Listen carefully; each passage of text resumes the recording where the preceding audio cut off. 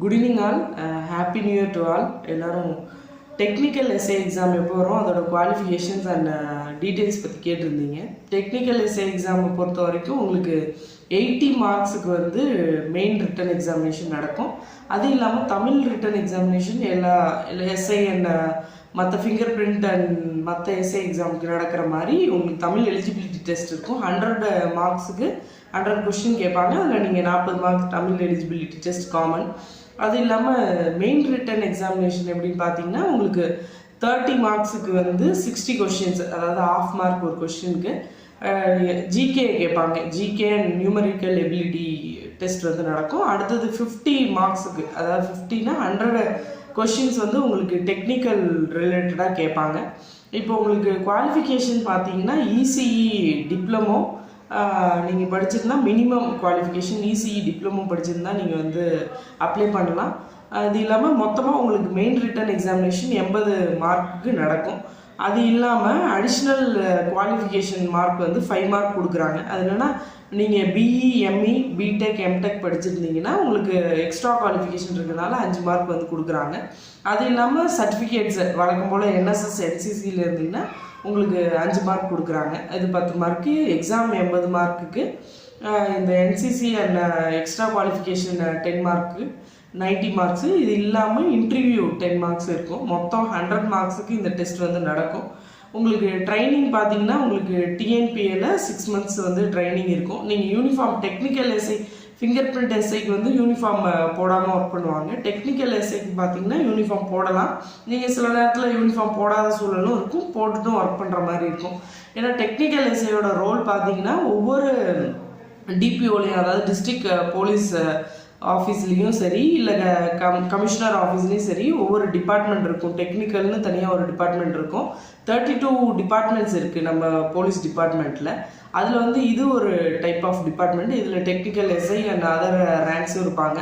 இது உங்களோட ஒர்க் எப்படின்னு பார்த்தீங்கன்னா, உங்களோட எங்கள் ஸ்டேஷனில் யூஸ் பண்ணுற வாக்கி டாக்கி அண்ட் ஸ்டேஷனில் ஸ்டாட்டிக் வாக்கி டாக்கி, இல்லை எலக்ட்ரிக்கல் டிவைசஸ் என்னென்ன புதுசாக கேஸ் போடுற டிவைசஸ், மற்ற டிவைசஸ் அனௌன்ஸ் பண்ணுற விஷயங்கள், புதுசாக ஏதாவது கம்ப்யூட்டர், பிரிண்டர்ஸ் இதில் ஏதாவது மிஸ்டேக்ஸ் வந்தாலும் அதை ரிப்பேர் பண்ணுறது, எல்லா ஒர்க்ஸுக்கும் வந்து டெக்னிக்கலில் தான் நாங்கள் வந்து ஹேண்ட் ஓவர் பண்ணுவோம். ஒரு டிவைஸ் வந்து எங்களுக்கு ஸ்டேஷனில் ரிப்பேர் ஆச்சுன்னா டெக்னிக்கலில் கொண்டு போய் ஹேண்ட் ஓவர் பண்ணுவோம். ஸ்டாட்டிக்காக இருக்க விஷயம், வாக்கி டாக்கிஸ் இந்த மாதிரி இருக்க விஷயம் ஒரு இதானாலும் இவங்க வந்து ஸ்டேஷனில் வந்து சரி பண்ணி கொடுத்துட்டு போவாங்க. இந்த எஸ்ஐ ஜாபோட நேச்சர் வந்து இந்த மாதிரி இருக்கும்.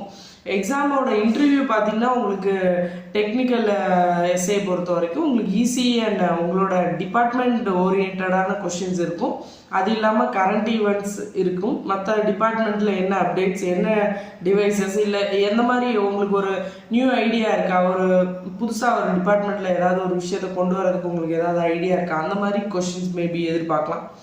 ஏஜ் ரிலாக்ஸேஷனை பொறுத்த வரைக்கும் பிசி அண்ட் ஜென்ரல் கேட்டகரிக்கு 32 இயர்ஸ், எஸ்சி எஸ்டிக்கு 35, விடோ கேட்டகரிக்கு 37 அண்ட் எக்ஸ் சர்வீஸ் மேனுக்கு 47 அண்ட் டிபார்ட்மெண்ட் கேண்டிடேட்டுக்கு 47. இதுலேயும் வந்து 20% கோட்டா இருக்குது. நீங்கள் 5 இயர்ஸ் வந்து டிபார்ட்மெண்ட்டில் சர்வீஸ் பண்ணியிருந்தீங்கன்னா, அதாவது நீங்கள் இசிஇ, பிஇ படித்த கேண்டிடேட்டாக இருந்தீங்கன்னா, நீங்கள் டிபார்ட்மெண்ட்டில் ஒர்க் பண்ணியிருந்தீங்கன்னா உங்களுக்கு 20%, 5 இயர்ஸ் ஒர்க் பண்ணிங்கன்னா 20% கோட்டா வந்து உங்களுக்கு கொடுக்குறாங்க.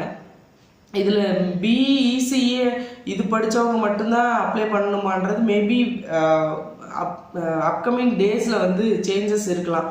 அவங்க நோட்டிஃபிகேஷனை ரிலீஸ் பண்ணால் தான் நமக்கு என்ன சேஞ்சஸ் வந்து அவங்க அனௌன்ஸ் பண்ணியிருக்காங்கன்றது தெரியும். எல்லோரும் இன்றைக்கி நியூ இயர் நிறைய விஷயங்களை நீங்கள் யோசிச்சிருப்பீங்க. ஏன்னா இந்த பிசி எக்ஸாமோட, எஸ்ஐ எக்ஸாமோட, ஃபிங்கர் பிரிண்ட்டு, இந்த மற்ற எக்ஸாம் இதை பற்றியெல்லாம் யோசிச்சுட்ருப்பீங்க கேண்டிடேட்ஸு. நீங்கள் வந்து plan A, PC and plan டபிள்யூன்னு வச்சுக்கணும். ஏன்னா எந்த ஒரு இப்போ ஒரே விஷயத்தை நம்பிக்கிட்டு நீங்கள் அதில் பாஸ் ஆனால் தான் எனக்கு வாழ்க்கை அப்படின்னு நினச்சிட்டு இருக்க வேணாம்.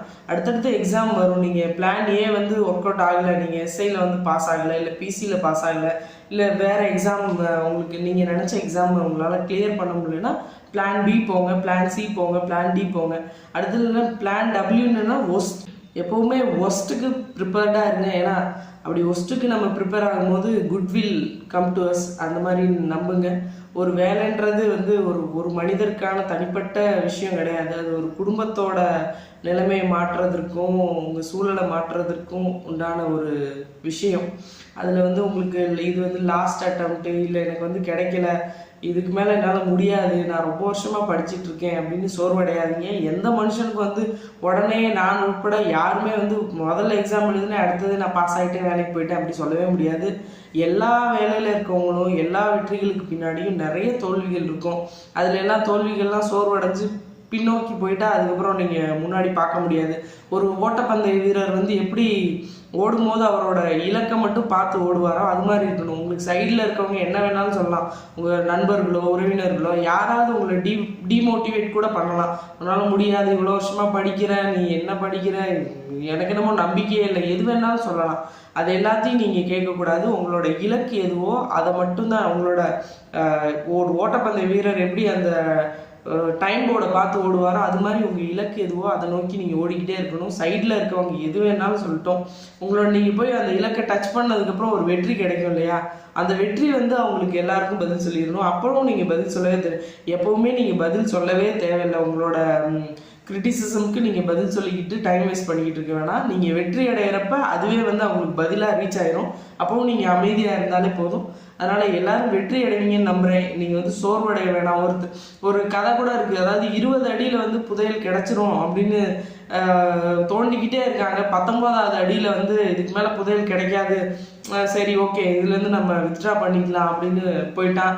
அடுத்தது 2வது வந்து சரி ஒரு அடி நம்மளும் ட்ரை பண்ணி பார்ப்போம்னு பண்ணும்போது அவனுக்கு வந்து புதையல் கிடச்சிச்சு அப்படின்னு சொல்லி ஒரு கதை சொல்லுவாங்க. அது வந்து அந்த மாதிரி வந்து நீங்கள் இலக்கை தொட போகிறதுக்கு ஒரு 100 மீட்டர் தான் அவங்க இலக்குன்னு வச்சுக்கோங்களேன். 95 மீட்டர் வரைக்கும் போயிட்டு இது ரொம்ப தூரம் இருக்கும் போல், இதுக்கு மேலே போக முடியாது அப்படின்னு நினச்சி பின்னோக்கி வந்துடாதீங்க. எல்லா தடையும் தாண்டி உங்கள் இலக்கை அடைங்க. எல்லாருக்கும் இந்த நியூ இயரில் வந்து கன்சிஸ்டன்சியோட படிங்க. எல்லாருமே வெற்றி அடையலாம். ஒரு எக்ஸாம் கிளியர் பண்ண முடியலன்னா அவ்வளோதான், இதுக்கு மேலே எக்ஸாமே நடக்காது, எதுவுமே நமக்கு கிடைக்காது அப்படின்னு நினைக்க வேணாம். அடுத்தடுத்த எக்ஸாமை முயற்சி பண்ணுங்க. ஏதோ ஒரு விஷயம், பல பாதைகளை வந்து நீங்கள் தேர்ந்தெடுங்க. அதில் வந்து ஏதாவது ஒரு விஷயம் வந்து உங்களுக்கு சரியானதா, உங்களோட இலக்கை அடையிறதுக்கான வழியாக இருக்கும்னு நம்புகிறேன். எல்லாருக்கும் ஆல் தி பெஸ்ட்.